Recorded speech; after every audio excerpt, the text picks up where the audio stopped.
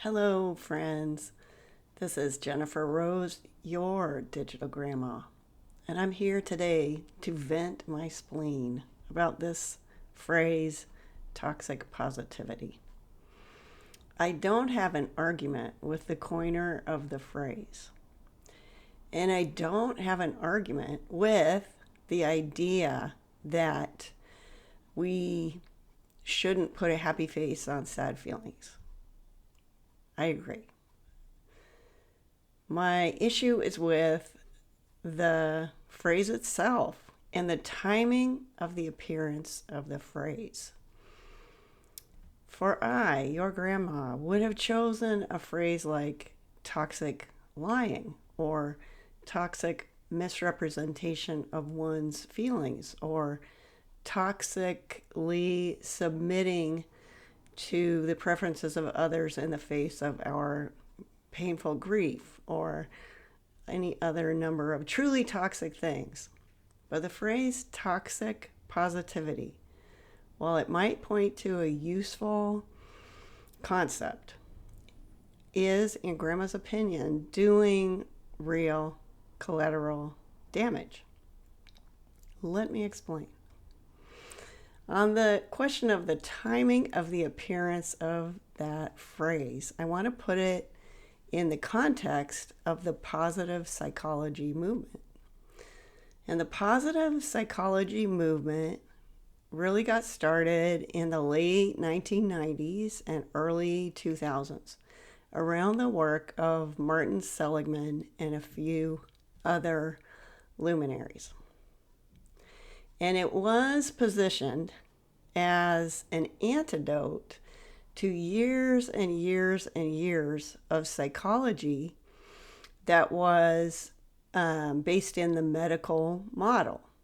So for years and decades, they look at people and say, oh, I see a problem. Let's bring that up to a level of normal. I see trauma. I see anxiety. I see depression. I see, whatever the diagnosis may be. Okay, so here for years and years exists psychology in that very useful place. And Grandma spent her time on the couch. So please, this is not black and white. This is subtle. So don't go into black and white mode, as hard as it may be. It's very, very good to find out what is the problem and offer some alleviation. Yay, alleviation. Yay, normalcy. Wonderful, wonderful stuff.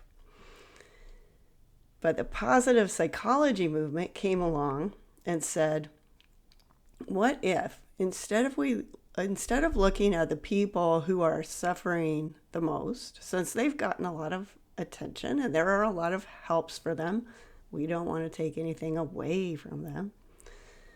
But what if we look at the people who are functioning optimally and we see what are they doing? And we offer that to people who are functioning normally. Now, isn't that a good thing to look at average run-of-the-mill people and offer them something that says you could level it up 16% if you did this and this and this, like the people who are functioning optimally? That is what the positive psychology movement got up to, and it found a lot of wonderful things. For example, the work of Barbara Fredrickson shows that positive feelings aren't extra, they aren't fluff. They actually, I'm not a psychologist, but I'm just going to say they get up in there and work stuff around so that you're relating better to other people, performing more creatively, and accomplishing more of what you want to accomplish, roughly speaking. Sorry, Barbara Fredrickson. But her work is so worth checking out. So I'm not here from an academic point of view, obviously, to do combat with the phrase toxic positivity, but I sure do want to say that I think it's not a good phrase at all. So in addition to the timing of it, just the words themselves, I already said they could have said toxic lying. That would have been better, because that's what it is. When you misrepresent your feelings, you are lying, covering up, not going deep with yourself. And that's not what we're about at the Positive Identity Project. So here we are in this situation. And if you've been listening to my videos, you know about the negativity bias that Roy Baumeister studied that shows that negative feelings, negative events, negative interactions, all the negative stuff that happens gets more attention.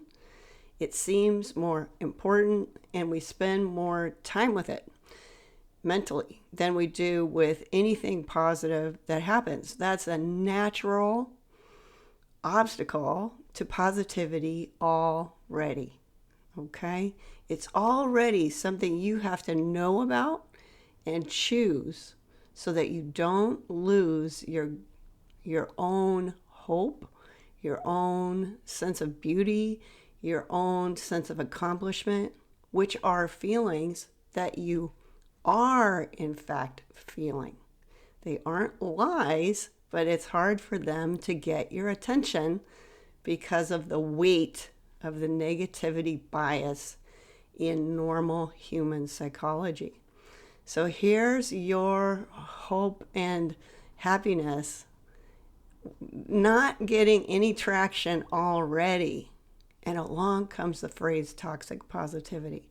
And boy, does it get traction. And why do you think that is?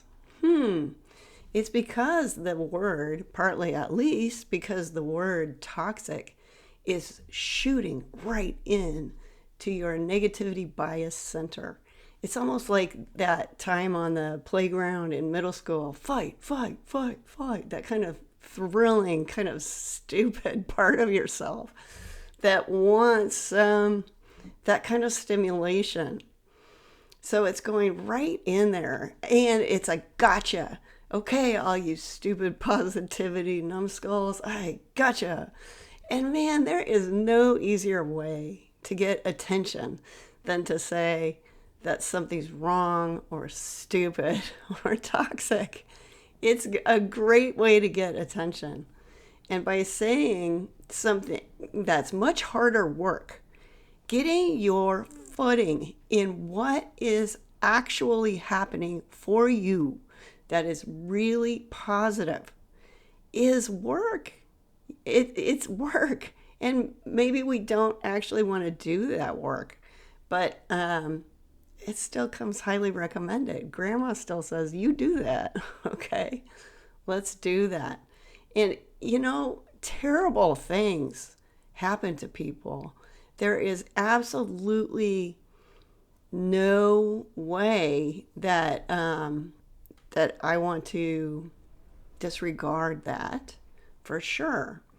But let's take a worst horrible scenario, which actually happens, and say someone's being regularly beaten, or they've been, hurt and insulted year on year. Okay, though that's a situation that needs attention.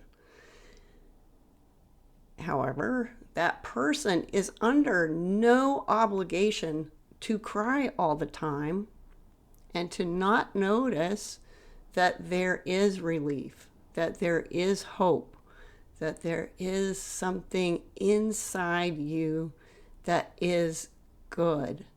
And knowing that might be motivating. Positivity is enabling and emboldening, and feeling a sense of one's strengths gives a person a sense of mission and purpose in life.